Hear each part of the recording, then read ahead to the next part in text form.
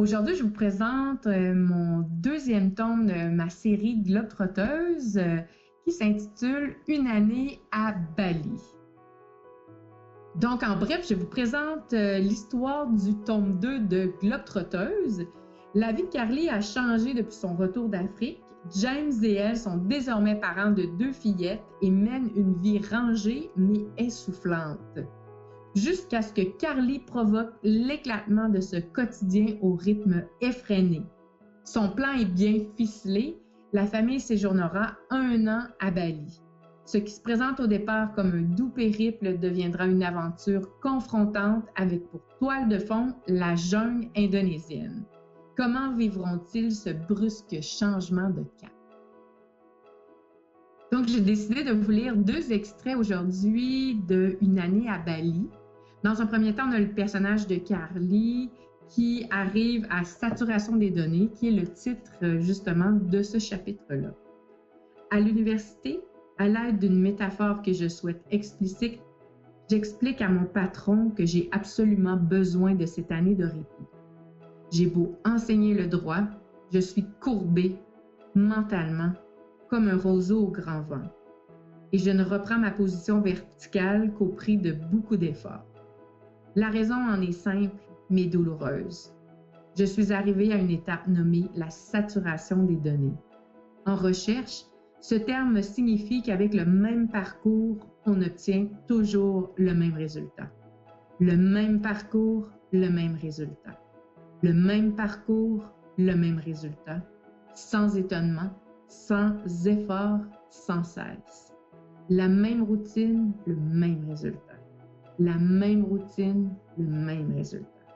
Jusqu'à saturation des données, jusqu'à aliénation. Premier extrait. Je vous en lis un deuxième quand il est davantage plongé dans l'aventure indonésienne et le chapitre s'intitule « Sortir des sentiers battus ».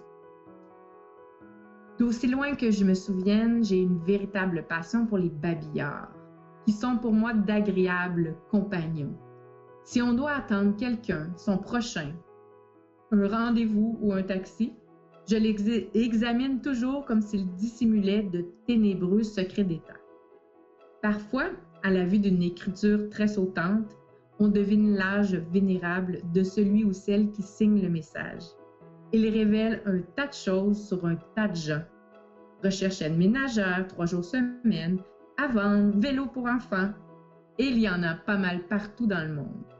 L'offre d'un dénommé Mowgli de l'organisme Sauvons les orang-outans était affichée à l'entrée de la salle de gym. Mon lieu de rencontre avec Yumi, bien en vue sur le babillard. Quelqu'un a pris soin d'épingler les 4 coins de la feuille. J'y décèle une application particulière, une envie d'être pris au sérieux. Ce sont les images en couleur qui ont attiré mon attention. On y voit un orang-outan, le légendaire singe indonésien, levé dans un arbre. À côté, le cliché d'une tête de tigre qui surgit de la broussaille en rugissant. En lisant la publicité, mon cœur bondit. Safari dans la jungle de Sumatra. Une chaleur m'envahit, un mélange d'adrénaline et d'excitation. Je m'imagine à la recherche du mythique fauve. Je fais mes exercices l'esprit agité, déjà dans la jungle. Venez vivre une expérience exceptionnelle, précise la publicité. Les profits soutiendront la cause de la protection des orang-outans. Je prends en note le nom du responsable et me promets de faire un saut au bureau de l'organisation le lendemain. Sauvons les orang-outans à pignon sur rue près de la forêt sacrée des singes. Un petit local coincé entre 2 boutiques de souvenirs. Le décor donne l'impression de mettre les pieds dans un magasin pour enfants, avec des tonnes de peluches accrochées à des branches. Une murale peinte dans l'aire d'accueil plonge directement les visiteurs dans une ambiance nature. Une bibliothèque propose des ouvrages scientifiques ou ludiques sur la faune et la flore. Au fond, j'aperçois un jeune homme à l'allure singulière. « Bonjour, je voudrais rencontrer Mowgli. » Il me tend la main. « C'est moi », se présente-t-il en se frappant le torse, ce qui fait tressauter l'épinglette qu'il porte à la poitrine. J'esquisse un sourire, sidéré.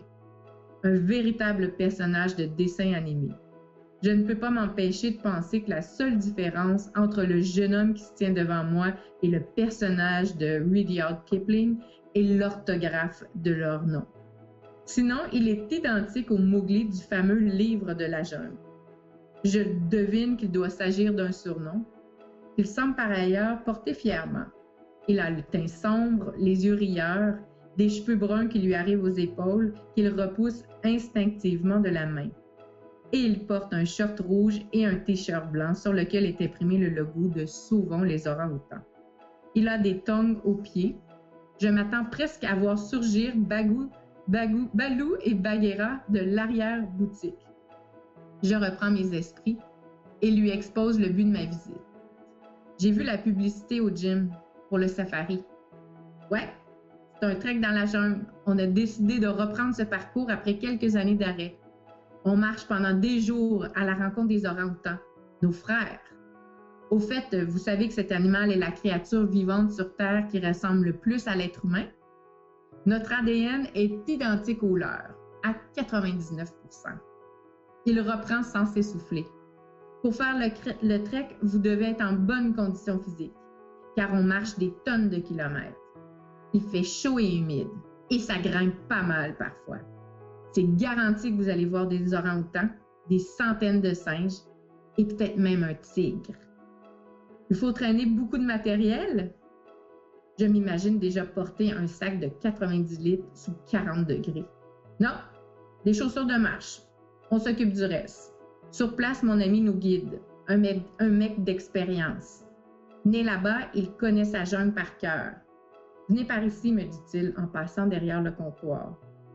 Le voilà qu'il déplie une carte de l'Indonésie pour me montrer l'itinéraire. J'écoute à peine.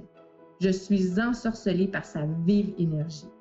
Aucune crainte de me retrouver dans la jungle avec lui. Son évidente hardiesse me laisse croire qu'il s'agripperait aux lianes pour bondir d'un arbre à l'autre, retrouver son chemin au besoin. Je ne peux m'empêcher de lui parler de son prénom. Mowgli ne se perd jamais, n'est-ce pas? Il est chez lui dans la jungle? Il semble fier que je le compare au héros de Kipling. Il s'empresse de m'expliquer l'origine de son nom. Ma mère est indienne, mon père est indonésien. Mowgli est mon vrai prénom, pas pour la référence à Disney, prévient-il en ricanant, mais bien pour celle à Kipling, l'idole de ma maman. Il poursuit ses explications sur l'épopée qui mènera au milieu d'un des parcs nationaux les plus vastes de tout le pays. On part dans 2 semaines, si vous voulez, en safari privé. Sur un coup de tête, je réponds en le regardant droit dans les yeux. Je souhaite un effet convaincant. Oui, je serai du voyage, Mowgli. Je sais. J'ai tout de suite vu. Puis il prend ma main pour la porter à son cœur. Il ferme les yeux. Je comprends qu'il teste mon niveau d'énergie ou un truc du genre. Une émotion à peine perceptible. Un signe de l'au-delà. La magie de Bali. Aux anges, je suis déjà sur le chemin de la sortie lorsque Mowgli me lance. Au fait, vous n'avez pas peur des tigres, n'est-ce pas? Tête haute, regard d'Amazon, poings serrés comme ceux d'une boxeuse. Je lui serre la seule réponse envisageable. Bien sûr que non. Je détale avec la satisfaction d'avoir conclu un marché. Qu'est-ce que je conseille à un lecteur débutant? En fait, la lecture, c'est un beau cadeau dans notre vie et il faut surtout se faire plaisir. Donc, il faut que vous lisiez ce que vous aimez. Si vous aimez des bandes dessinées, il faut lire ça. Si vous aimez des histoires fantastiques, lisez du fantastique. Si vous aimez les romans d'histoire, lisez de l'histoire. Mais il faut que vous ayez cette petite flamme-là qui vient vous chercher. Et je pense que ça ne ment pas quand on est excité à l'idée de vouloir se plonger dans un livre. Et je vous garantis que ça arrive à tout le monde de tomber en amour avec un style littéraire ou une série. Et quand ça nous arrive, c'est vraiment, vraiment très plaisant. On n'est plus capable d'arrêter de lire.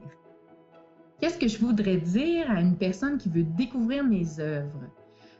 Avant tout, ce que les lectrices me disent de mes livres, c'est qu'elles adorent être plongées dans une ambiance, elles adorent en découvrir des pays, donc c'est voyager par la littérature. Et le conseil que je donnerais, c'est accepter de vous laisser porter dans cette vibe-là.